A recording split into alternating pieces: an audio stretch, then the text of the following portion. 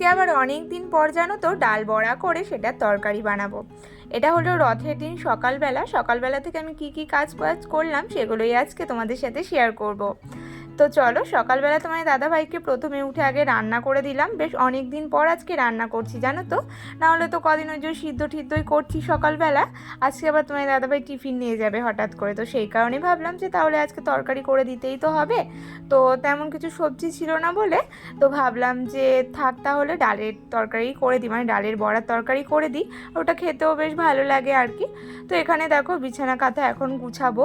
তোমার দাদাভাইকে সব কিছু রেডি করে দিয়ে মাম্মামকে খাইয়ে মাম্মামকে নিয়ে ওপরে চলে এসেছি। এখন ওপরে অনেক কাজ রয়েছে, সেই কাজগুলো কমপ্লিট করব। আমাদের তো আর কাজের শেষ নেই, একটার পরে একটা কাজ যেন লেগেই থাকে। মানে কাজ যদি করতে থাকে তাহলে সারা দিনেও মনে হয় শেষ হবে না। মানে টুকটুক করে ছোটোখাটো কাজই কিন্তু বেশি বলো। তো শেখো, এখন এই বিছানা কাঁথাগুলো সুন্দর করে গুছিয়ে নেব। গুছিয়ে লাভ নেই, এই এখনই গুছাবো এখনই মাম্মা মাউলে দেবে। তবুও একটা মনের শান্তি, সকালবেলা বিছানাটা না গোছালে কেমন যেন একটা লাগে, যতই বাচ্চা কাচ্চা আউলাক। আর ও তো ওই পাশে দেখো মাম্মামকে খেলনা দিয়েছি, খেলনা বলতে ওই ঝুড়িটা ধরিয়ে দিয়েছে, ওই ঝুড়িটা ও দিয়েই ও খেলছে। ওর ভেতর অনেক কিছু রয়েছে আর কি, তো সেগুলো নিয়ে খেলছে। তো এখন এই যে জানলা ঠালনা সব খুলে দেবো আর কি। আর জানালাটা যেই খুলবো না অমনি একটা সুন্দর একটা হাওয়া আসে, কারণ দোতলার ওপর তো বেশ ভালো হাওয়া হয়। তো সেই কারণে ভাবলাম যে না, জানলা ঠান্ডা একেবারে খুলে দিই, একটা ফ্রেশ ফ্রেশ ভাবও আসবে আর কি। তো ওই যে দেখছো এক চেয়ারে কাপড় জামা সেই সব কিছু ধুতে হবে জানো তো। সেই যে কবে গেছিলাম কাকিদের বাড়িতে নেমন্তন্ন খেতে, মনে আছে? তো সেদিনকার তো কোনো রিলস বানানো হয়নি, তো ভাবলাম যে রিলসটা বানিয়ে তারপরে একেবারে ধোবো। তার উপর বৃষ্টি পড়ছে তো ধোয়া আর হচ্ছিল না। তো আজকে একটু রোদ উঠেছে, তো ফাইনালি ভাবলাম যে না আজকে এটা ধুতেই হবে। তো যাই হোক, এদিকে এই জায়গাটাও দেখো অগোছালো হয়ে রয়েছে, তো ভাবলাম এগুলো একবারে করছি যখন পরিষ্কার করে নিই। আমাদের কিন্তু টুকটুক করতে অনেক অনেক কাজ জমে থাকে বলো তো। আমরা যেদিকে তাকাবো যদি একটু অগোছলো হয়ে থাকে মনে হয় না এটা করছি, এটাও একবারে পরিষ্কার করেই নিই, এই জায়গাটাও একবারে সুন্দর করে নিই। আর দেখবে আমাদেরই যেন চোখে খুঁতখুত করে, এই জায়গাটা এ বাবা এরকম রয়েছে, মানে কতক্ষণে ওটা ঠিক করব আর কি, এই হলো ব্যাপার। তো দেখো বেশ হাওয়া দিচ্ছে, দেখছো আমার ওই পালকটা কত সুন্দর হাওয়ায় নড়ছে। এরকম জানলা খোলা থাকলে না খুব সুন্দর সুন্দর হাওয়া দেয়। অবশ্য পাখাও চলছিল আর কি, তবে জানলা দিয়েও বেশ হাওয়া আসছিল। আজকের ওয়েদারটা কেমন বলো তো? আজকের ওয়েদারটা একদম ওই যে হালকা করে রোদ উঠছে, আবার কিছুক্ষণ পর আবার মেঘলা হয়ে যাচ্ছে, এরকম ওয়েদার। এই ওয়েদারটা বেশ ভালোই লাগে আর কি। তবে হ্যাঁ, বৃষ্টি হচ্ছিল না আজকে, সারাদিনই বৃষ্টি হয়নি। অন্যান্য বছর কিন্তু রথের দিন বৃষ্টি হয়, তবে এবছর কিন্তু রথের দিন আর বৃষ্টি হয়নি।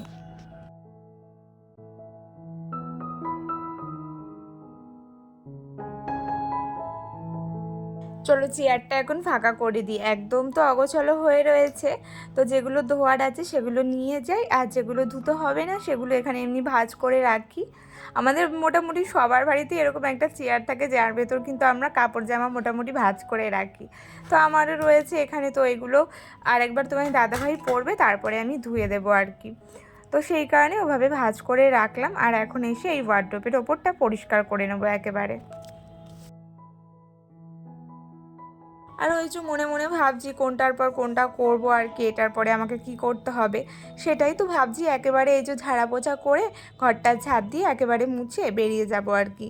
আর এই যে যখন ভয়েসটা দেবো না তখন তো পাখাটা অফ করতে হয়, মামামকে যেহেতু নিয়েই আসি। আর মামাম জানো তো একেবারে ঘেমেই যায়, কারণ ফ্যান চালিয়ে যদি আমি ভয়েস দিই তাহলে তোমরা তো আবার তোমাদেরই অসুবিধা হবে, সেই কারণে যেটা সুন্দর হয় আর কি সেক্ষেত্রে তো অফ করে দিতেই হবে। আর সেই কারণে জানো তো মামামেরও একটু অসুবিধা হয়ে যায় আর কি। তো কি আর করা যাবে বলো, এই কাজগুলো তো করতেই হবে। একটু যদি সুন্দর করে না তোমাদের সাথে ভিডিও দিতে পারি না, নিজেরই মনের ভেতর কেমন একটা লাগে। দেখো সংসারের এই ছোট ছোট কাজগুলো কিন্তু আমাদের কেউ বলে দেয় না যে এগুলো আমাকে করতেই হবে। আমাদের ওই যে রান্না ছাড়া, রান্না ঠিকমতো খাওয়া দাওয়ার দেওয়া টাইম মতো, তারপরে বাচ্চা সামলানো, এগুলোই হয়তো মেন কাজ। তবে এই ছোটো ছোটো কাজগুলো কিন্তু আমাদেরকে নিজেদেরই করতে হয়, নিজেদের থেকেই করতে হয়। এগুলো যদি আমরা না করি আমাদের নিজেদেরই কিন্তু ভালো লাগবে না আবার। তো এই সকল ছোটো ছোটো কাজগুলো কিন্তু কেউ আমাদের শিখিয়ে দেয় না। কি বলো তো, সংসারের তো সবাই করে, তবে সংসার গুছিয়ে কিন্তু কজন করতে পারে, এই কথাটা অনেকে বলে না, তেমনই হলো ব্যাপার। তো আমারও খুব ছোটো বয়সে বিয়ে হয়েছে। আমি কিন্তু বিয়ের আগে কোনো রকম বাড়ির কাজ করিনি তেমনভাবে, আর মা আমাকে কোনোদিনও করতে দেয়নি। হ্যাঁ, মাঝে মাঝে দু একটা থালা এগুলো তো ধুয়েই দিয়েছি, তবে যে একটা প্রপার কাজ হাতে ধরিয়ে শেখানো সেগুলো কিন্তু কোনোদিনই করিনি, বা কোনোদিনও মা করার সেই সুযোগটাও পাইনি। কারণ ওই যে বললাম, অল্প বয়সে যেহেতু বিয়ে হয়েছে, সেই কারণে কিন্তু মা কোনো রকমভাবেই আমাকে কোনো রকম কাজ শেখানোর সুযোগ পায়ও নি, আর আমিও শিখে উঠতে পারিনি। সব কিছু কিন্তু বিয়ের পরপরই নিজের হাতে করেই শেখা বলতে পারো। হ্যাঁ, রান্না বান্না আমাকে কিন্তু সম্পূর্ণই আমার শাশুড়ি মাই শিখিয়েছেন। আর যেগুলো পারতাম না আর কি, তখন মাকে মাঝে মাঝে ফোন করে জিজ্ঞেস করতাম। এভাবেই কিন্তু আমি আমার রান্না বান্না যাবতীয় যা যা আছে সব শিখেছি। তবে ওই যে বিয়ের পর স্কুল কলেজ এগুলো তো সবই বিয়ের পর করেছি, জানো তো। স্কুল কলেজ বলতে স্কুলের এইচএস, তারপরে কলেজ পুরো কমপ্লিট কিন্তু আমি বিয়ের পরই করেছি।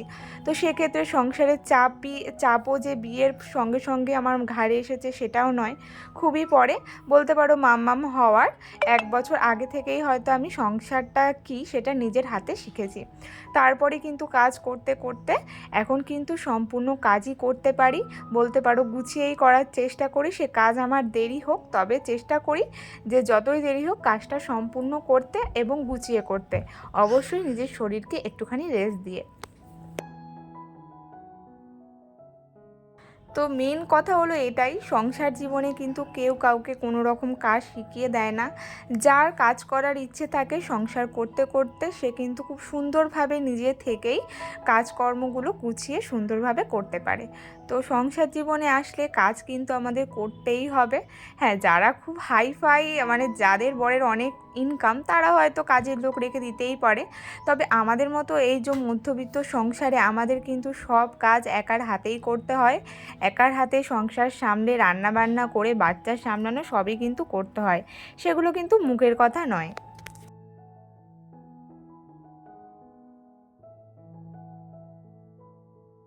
আর এদিকে দেখো, তোমাদের সাথে গল্প করতে করতে আমার কতগুলো কাজ হয়ে গেছে, মানে ঘর ঠর সব পরিষ্কার করে ঘর মুছে নিয়েছি। এখন কাপড় জামাগুলো ধোবো, তাহলেই হয়ে যাবে। তারপরে মাম্মামকে তো স্নান টান করানোর রয়েছে, সেগুলোও করতে হবে। তবে স্নান কি বলো তো, প্রত্যেকদিন আমার করাতে হয় না। এখন যবে থেকে এই বাড়িতে এসেছি মা মাঝে মাঝে করিয়ে দেয়, মানে যে যখন ফাঁকা থাকে সেটা করিয়েই দেয়। আর যবে থেকে এই বাড়িতে এসেছি তবে থেকে তো আমার কাজের রুটিন প্রায় বলতে পারো এদিক থেকে ওদিক হয়েই গেছে। তো প্রপার যে একটা সংসারের রুটিন থাকে, যেমন আমরা সকালবেলা ঘুম থেকে উঠে যেই কাজগুলো পরপর করি, সেরকম কিন্তু কোনো ব্যাপার আমার ক্ষেত্রে নেই। তোমরা তো দেখেই থাকো আর কি, কারণ আমি তো ইদানিং এই বাড়িতে রয়েছি, মানে আমি আমার বাবার বাড়িতে রয়েছি। সেক্ষেত্রে যখন যে যেই কাজটা পায় সেটা কিন্তু করেই দেয়। তো এদিকে দেখো, ঘরদুয়ার মুছেছি আর তোমাদের সেটাই দেখাচ্ছিলাম যে একবার রোদ উঠছে একবার রোদ উঠছে না, এটাই। তারপরে দেখো সব জামা কাপড় নিয়ে একেবারে কলের পাড়ে চলে এসেছি। এখন এগুলো ধোবো, আবার কোনোটা আবার ধুতে হবে, মানে ধোবো মানে কাচতে হবে না। কারণ দেখো সব কিছু যেগুলো অনেক কিছুই নতুন রয়েছে সেগুলো যেমন সবসময় কাচতে হয় না। ওই একবার পরলে সেটা কি কাচতে হয় বলো, সেটাকে একটু হালকা নির্মল জলে দিয়ে উঠিয়ে নিলেই হয়ে যায়। কারণ নতুন জিনিস বারবার ধুলে না সেটা নষ্ট হয়ে যায় খুব তাড়াতাড়ি। সেক্ষেত্রে যেগুলো ময়লা, যেমন তোমার দাদাভাইয়ের এখানে একটা গেঞ্জি রয়েছে, তারপরে মামামের কিছু রয়েছে, ওগুলো ভালো করে কাচতে হবে। যেগুলো একবার পরেছি আর কি, সেগুলো এমনি নির্মার জলে দিয়ে ভালো করে ধুয়ে নেব। আর শাড়িটা আগের দিন পরে গেছিলাম, নিচের দিকটা জানো তো কাদা লেগে গেছে, তো শাড়িটাকেও কাচতে হবে আর কি। তো প্রায় দেখো 9.5 মিনিট ভিডিও হয়ে গেল, তোমাদের সামনে তো ইন্ট্রোই দিইনি। তো হ্যালো বন্ধুরা, যারা এখনও পর্যন্ত আমার ব্লগটা কন্টিনিউ দেখছো, মানে এত দূর অবধি এসেছো, তো তাদেরকে আবারও বলছি অনেক অনেক ওয়েলকাম আমার ব্লগে। আর এটা হলো রথের দিনের ব্লগ। রথের দিনের সারাদিন আমি কি কি করছি সেগুলোই আজকে আমি তোমাদের সাথে শেয়ার করব আর কি। আমাদের কি বলতো, ছুটির দিনেও আর কি ছুটি নেই, কাজগুলো আমাদের করতেই হবে। যারা অফিস কাছারি করে তাদের ওই যে ছুটির দিনগুলো কত মজা করে কাটে, তাই না? ছোটোবেলায় আমরাও যখন স্কুল ছুটি থাকতো দিনটা কত মজার যেত। তবে এই যে বিয়ের পর থেকে, যবে থেকে সংসার জীবন এসেছে বা যবে থেকে বাচ্চা কাচ্চা হয়েছে, তবে থেকে কিন্তু আমাদের কাজের আর শেষ নেই।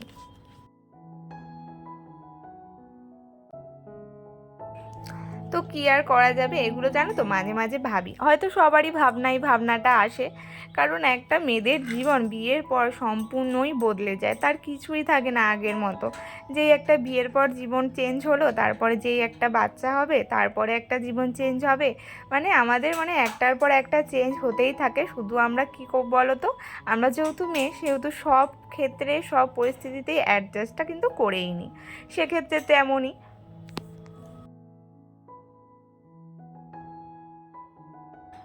আর এদিকে ভাবলাম যে সব যখন ভিজিয়েছি একেবারে কেচে কুচেই নিই, আবার কি আলাদা আলাদা করে কাচবো।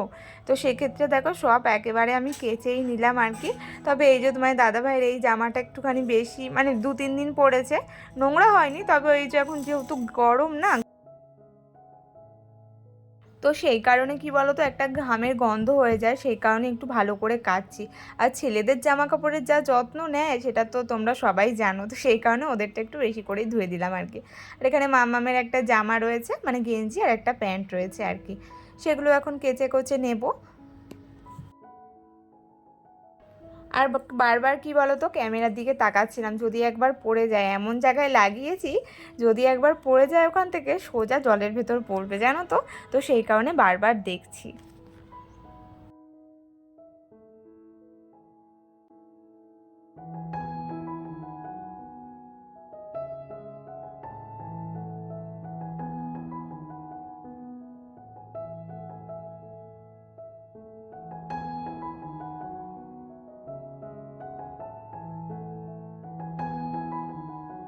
আজকে মোটামুটি যেই রোদটা দিচ্ছে সব জামা কাপড় জানো তো আমার শুকিয়ে গেছে।